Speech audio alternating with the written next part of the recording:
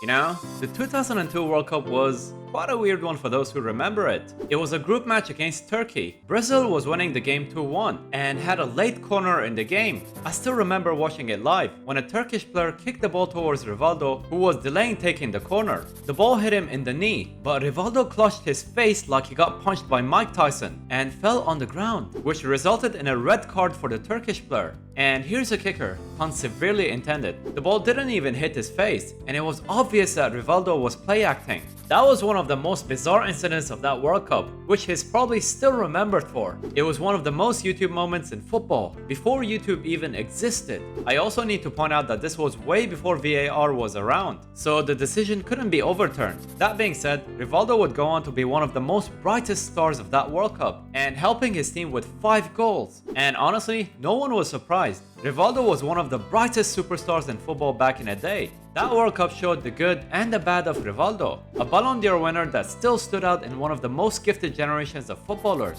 And his contract was up. He was let go by Barcelona due to a conflict with the coach, and Milan signed him up almost instantly on a free transfer. This was huge for the club. I'm not comparing him to Messi, but the transfer made the same kind of noise when Messi signed for PSG on a free transfer. On paper, it made all the sense in the world. Milan was trying to get back to the previous heights of Europe after a transitional period, and Rivaldo was trying to keep the momentum of his career on top of the football world. It was a match made in heaven. His arrival was supposed to launch Milan to the top of European football, and it kinda did. Milan were the Champions League winners later that season, except not in the way that Milan, or Rivaldo for that matter, had planned. He would go on to be remembered as one of Serie A's worst ever signings, even winning the Bidone d'Oro award. That's a tongue-in-cheek award that was given to the most disappointing player in Serie A. It literally means the golden trash can. But the question is, why did it fail? How did it go so wrong? And how does history remember that particular transfer with the gift of hindsight?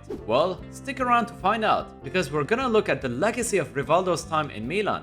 Right, so after that World Cup, Rivaldo had the world at his feet. Fresh from winning the World Cup in 2002, he was looking for a club that matched his ambitions, and Milan signed him on a free with the biggest smile on their face. That was a fun summer for me as a Milan fan. Not only we signed Rivaldo on free, but we also signed Alessandro Nesta. That's like signing Mohamed Salah and Virgil van Dijk in one summer. Life was good for Milan fans, for the club, and for Rivaldo himself. And they began their preseason with excitement. Fans didn't have to wait that long to see the superstar in a Milan jersey. In a summer-friendly game against Juventus, he started the game in front of an excited crowd in San Siro, but he didn't really do much, if anything, and was subbed off after 62 minutes. And honestly, that debut match set the tone for the rest of his Milan career. With Ancelotti having another world-class player in Rui Costa, it was gonna be a challenge to nail down a place, and that made him struggle for consistency. Every now and then, there were some flashes of the old Rivaldo. An assist against Lazio on his full debut and a long-range goal against Atalanta gave us a peek view of what he's capable of. All in all, it wasn't bad. With 3 goals and 2 assists in 5 league games, the wheels were in motion for Rivaldo. Often as a support striker behind Pippo Inzaghi, Rivaldo really benefited from the absence of Andrei Shevchenko to his injury. But the return of Shevchenko significantly saw his game time reduced. In December, he only had 1 game in Serie A while not doing much in the Champions League. According to the public opinion, he couldn't really cut it with the tighter markings in Serie A. It's also worth noting that at the time, he was separated from his wife and lived far away from his children. And that can be tough on anyone. But you know what isn't really tough? Pressing that like button. Guys, it's free. Likes and comments really help me out with the algorithm, as this is a young channel. Thank you for your love and support. So, family issues combined with the fact that the Milan lineup really started to click with Shevchenko and Inzaghi up front, and Rui Costa, Seedorf, Pirlo, and Gattuso behind them. And with that lineup, there really wasn't any room for an inconsistent player. With a decent start in his Milan career, he found himself restricted to ineffective games later on. With Milan going all the way to the Champions League final, it was foolish to fix what wasn't broken. It was a draining final in the Champions League against Juventus, and he was an unused sub in a game that needed the kind of spark that he was known for. Milan won the game on the penalties, but it could have gone the other way too. Had Milan lost that final, I could only imagine what the media would have done to Ancelotti. Many questions would have been asked regarding the absence of Rivaldo.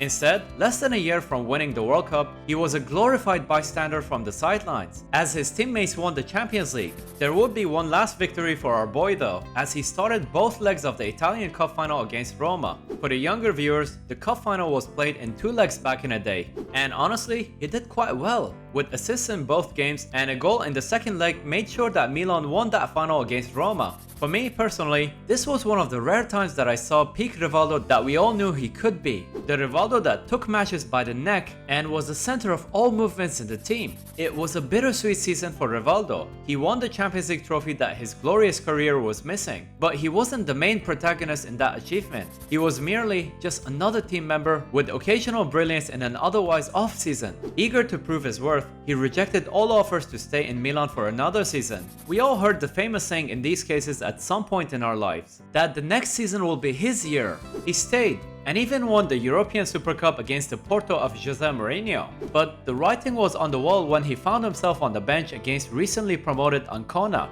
with Ancelotti preferring to start a young Kaká instead of the world-class Rivaldo. If he wasn't gonna start the game against a recently promoted team, he wasn't gonna start the big games either. Rivaldo didn't even make it to January, as his contract was terminated by mutual consent, probably for the better. Better for him and better for the club. The rest of his career would take him to Greece, Uzbekistan, Angola, and back to his native Brazil. At this point, you would think that by now, he'd be done with elite level football, and he kinda was. But he was far from done, you know, just playing football. And his career would go on for many more years after his season and a half with Milan. Actually, let me tell you something. He lasted so long that he literally became a teammate of his son. That's mad.